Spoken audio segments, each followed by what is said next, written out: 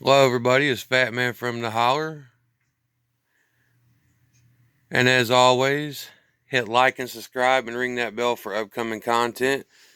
Today I'm making a video about repairing a connector on my solar charge controller, because initially what happened, I had my solar panels on my roof.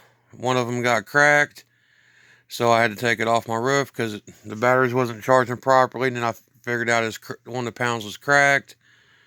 And then where I had the wire running through the connector that goes to the solar charge controller, I had an AC put in and I could not initially get the wire out, and I almost had it all the way out, and I kept pulling on it lightly and it was wedged. Long story short, um, it ripped the connector off that goes right here for charging the batteries. So I had to think, and I tried to figure out what kind of connector, and everything has a certain name, and sometimes it's a little more difficult for me to figure out the exact terminology or name. So initially, here's what happened. I had the light that came with it, which you get two with the Thunderbolt kit. You get two lights. So I got to thinking about it for a minute, and I said, I'm going to fix this problem. So what I initially did is I cut the connector off after I cut the connector off, and before I cut the connector off, what I did is I test fitted it to make sure it fit. Because I said, well, it plugs in, it plugs into the system it plugs into the output. So when plugging into the output snugly and it'll fit into each one, I said, well, that's the connector I need. So since I had two LCD lights, I said, okay, I'll just cut it off right there. And then I test fitted it where it actually charged, it goes in. So here's the initial problem. Here's where it got ripped loose, and this is just like a test to make sure it's actually going to work. When I cut the wire that runs off the light, it had the red, the positive, and negative.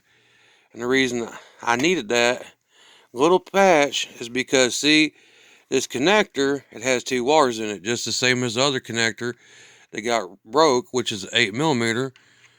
And I plugged it in, it fit, and then there's two wires here. So I said, okay, I'll fix this up. So what I initially did is I just took my tool, sheared it down, and here's the tool I used, a good wire stripper that I actually ordered with my Klein tester for doing electrical wiring. Because as you can see, I'll show you the problem. I have 4 leads. These are the 4 leads that hook to the panels. Okay, they make aftermarket parts for that, but this certain little part that I need right here, I couldn't find it. It just needed a connector that I initially plug in here. So I spliced it down to make it work. Because I don't have money to buy stuff, and some of the repair kits I seen looked like they may work, but some of the kits was like $46, $29, versus just cutting the LED light that came with the kit. Because this kit's really, it's really good for camping or hunting lodge or an RV or something like that, but it's not going to power a kitchen oven, a furnace, a dryer, or even a 220 hot water heater. I mean, I have ways around that. I mean, if you use the charge controller, and I advise probably having at least like 4 batteries, or maybe possibly 1 or 2 good lithium batteries, which are very expensive. You might be able to get a lot of amp hours out of it, and if you could charge enough power, you're still going to lose power, and you'd need to have, definitely, you have to do your research, and you need a big enough power inverter that would actually be able to possibly do 220, and all that breaks down in, like, it's like The mathematical equation, because I have a friend who has a doctorate degree in electricity and physics, and it's like Q equal V, and then it's like um, uh, it's just a current, and it's just an equation that breaks down the stuff. So I just keep on going the direction I'm going, because sometimes you don't always have the money to do something, and you have an idea how to fix something. It's no different than this right here.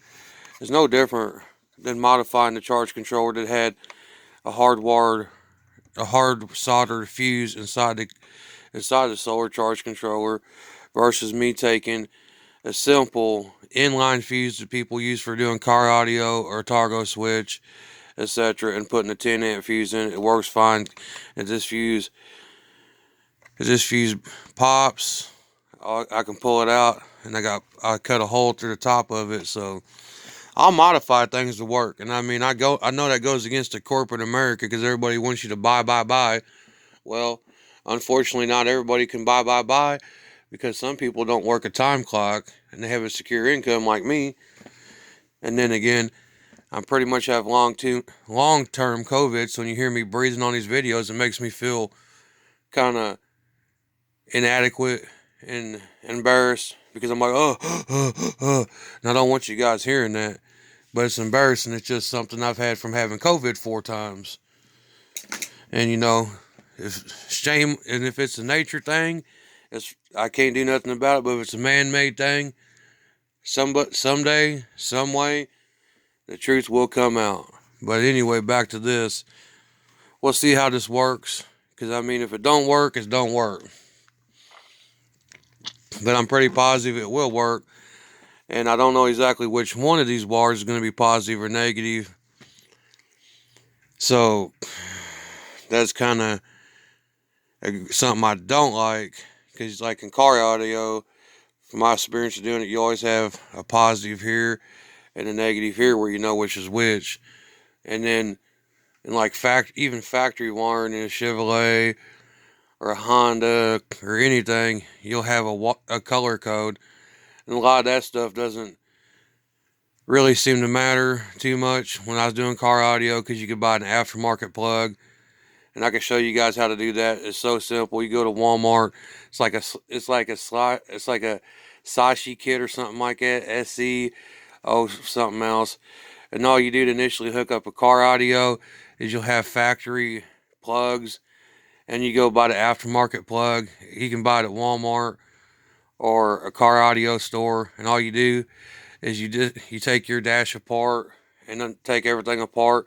You'll have your factory plugs.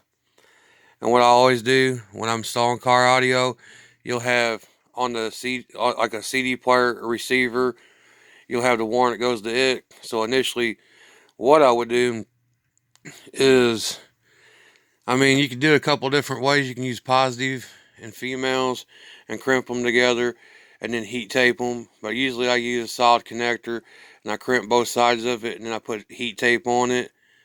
And because in the center, when you're doing car audio, it's just like this. You'll have the plug, and then you'll have your plug right here on both sides where your wires are, and you plug in all your factory plug-ins in the kit, and then you have to manually wire your positive. You have to wire your positive wire that actually goes to the battery, and then your yellow wire is your memory that actually goes to, usually on a Chevrolet, it's like a 10 amp fuse and the ground wire, etc. So when I'm doing that, it's the same as doing this. I'll do all the wiring and get all the wiring set up to where nothing's gonna arc or have no problem like that. And then all you gotta do is on this side is I'll hook up all the factory plugs to the aftermarket plug. And then all you have to do is, like, this side would be the side that you plug into the back of the radio, and then you're done. And then you just do the mounting system, and it's pretty easy, because I know car audio pretty ins and outs and amplifiers, etc. And I mean, nothing's really much different. Just It's just about having the proper hardware. That's the moral of that story. That's why I make my own stuff a lot of times, because I'm off the grid since like 2010. So I've learned how to do stuff in my younger days, working in Circuit City, doing like car audio, just as an explanation. And I mean, car audio gets a little more advanced as well.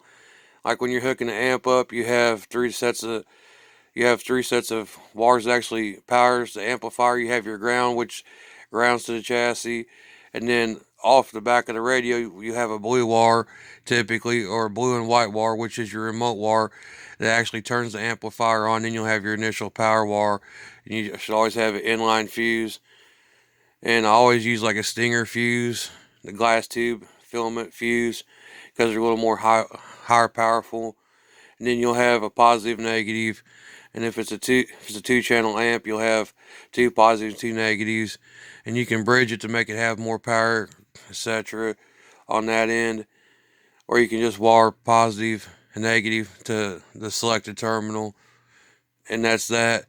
And all this stuff breaks down in a similar category, because I talked to my friend that has a doctorate degree in physics, and I asked him, a little more in depth on solar. Is the solar charge controller, here's how it works. It's just like a battery charger charging a battery on a trickle charge. So that's pretty simple. And the video is a little longer. And I know a lot of people don't really follow the videos when they go this long. So I'm going to wrap it up, and that is all.